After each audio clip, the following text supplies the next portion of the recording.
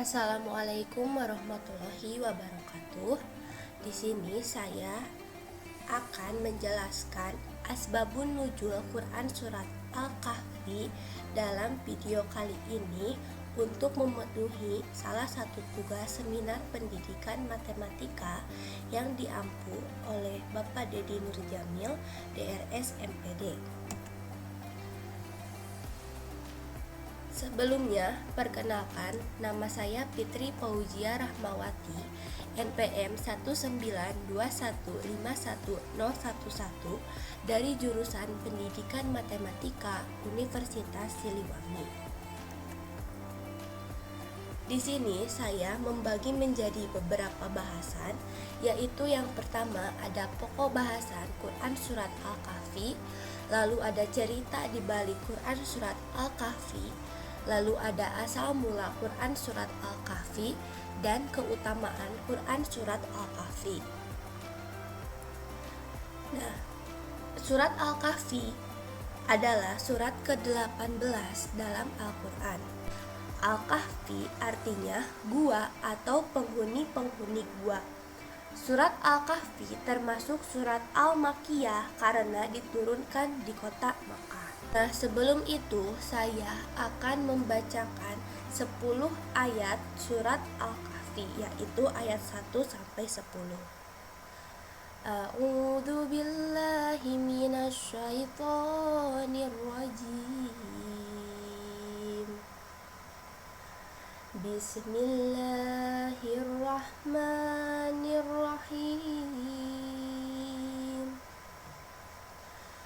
Alhamdulillahilladzi anzala ala abdihil kitaba wa lam yaj'al lahu iwaja qayyiman liyundira ba'san syadidan min ladunhu wa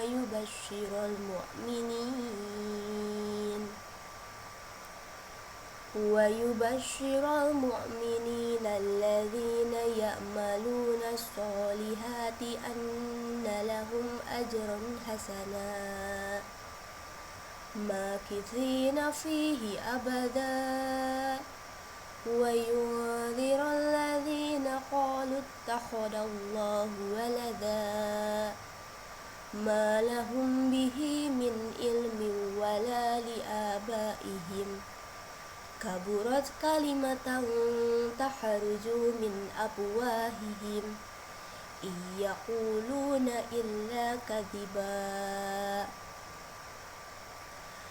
fala'allaka bakhi'un nafsaka ala atharihim in lam yu'minu bihadal hadithi asafa inna ja'alna ma'alal ardi zinatan laha linabluwahum ayyuhum ahsanu amala wa inna laja'iluna ma'alaiha sa'idan jurja am hasibta anna ashabal kahfi warraqimi kanu min ayatina ajaba Ida awal fityatu ilal kahfi faqalu rabbana atina min ladunka rahmatan wa hayyi' lana min amrina rasyada.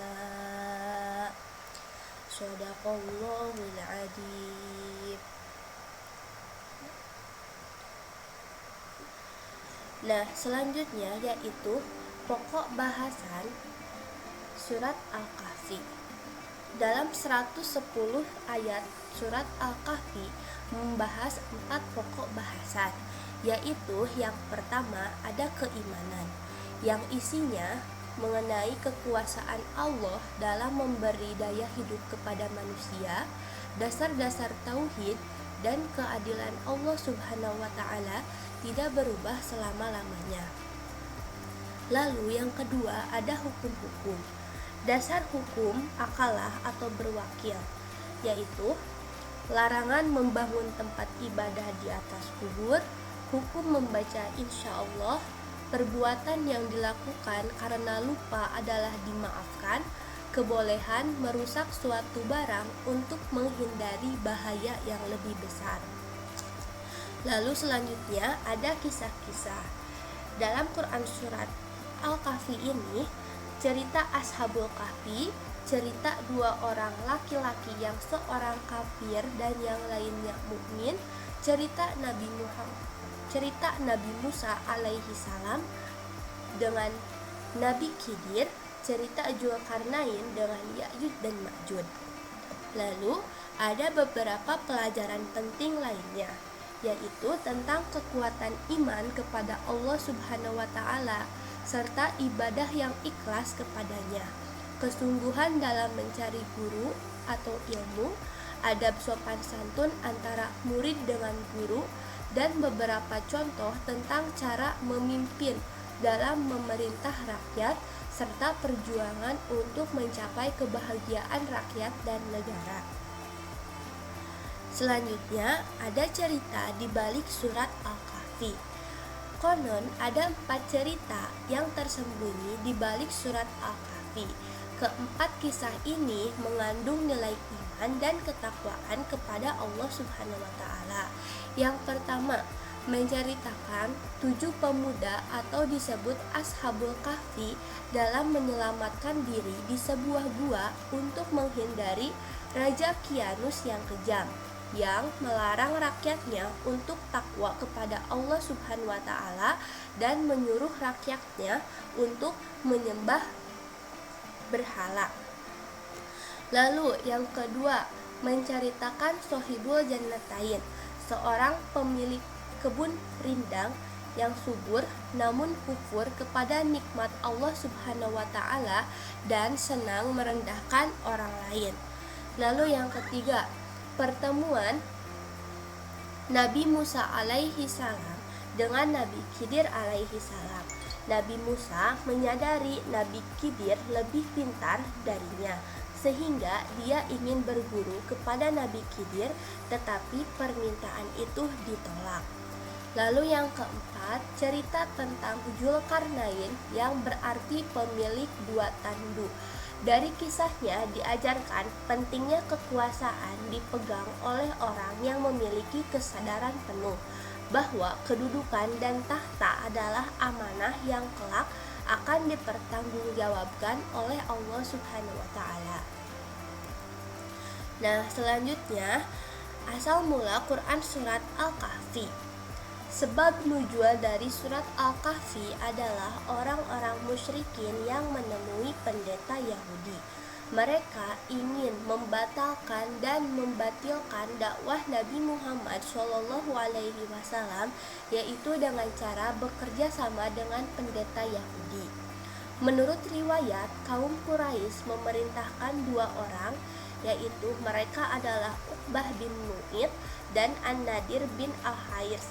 Keduanya pergi menemui pendeta Yahudi untuk menyelidiki tentang kenabian Nabi Muhammad SAW dengan cara menanyakan kepada pendeta-pendeta Yahudi tentang sifat-sifat beliau dan apa yang dikatakannya.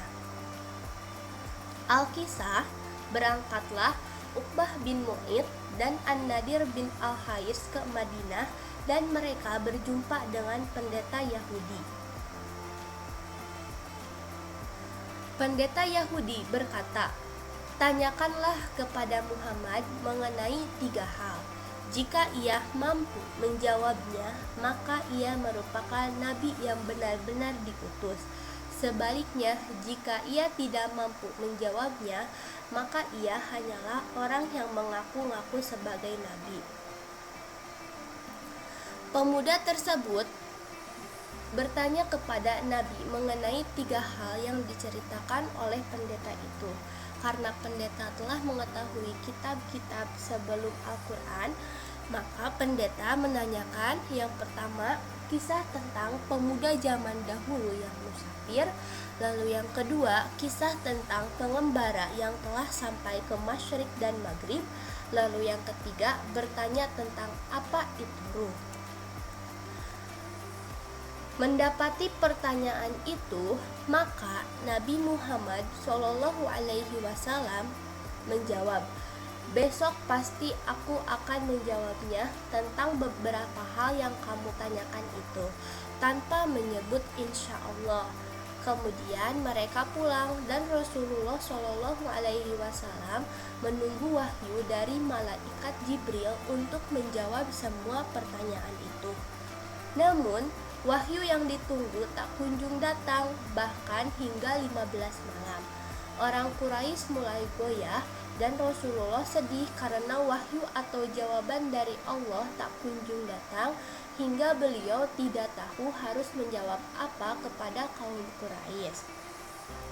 Tetapi pada malam berikutnya, Jibril turun membawa wahyu, yaitu Quran Surat Al-Kahfi ayat 6 yang di dalamnya menegur atas kemurungan Rasulullah Shallallahu Alaihi Wasallam dan menerangkan tentang pemuda Al-Kahfi, yaitu dalam Quran Surat Al-Kahfi ayat 9-26, seorang pengembara Quran Surat Al-Kahfi ayat 83-101, dan tentang ruh Quran Surat Al-Isra ayat 85. Dan di dalam Surat Al-Kahfi juga terdapat asal muasal penyebutan insya Allah, di mana kita harus menyebutkan insya Allah untuk segala hal atau segala sesuatu, dan manusia hanya bisa berencana sedangkan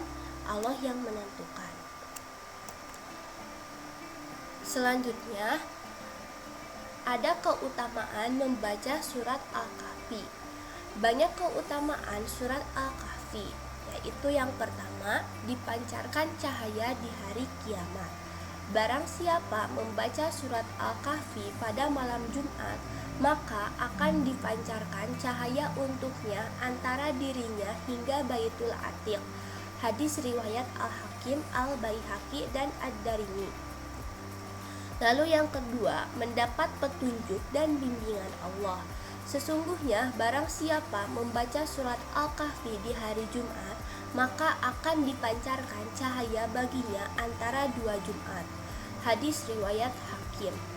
Lalu yang ketiga, diampuni dosanya antara dua Jumat.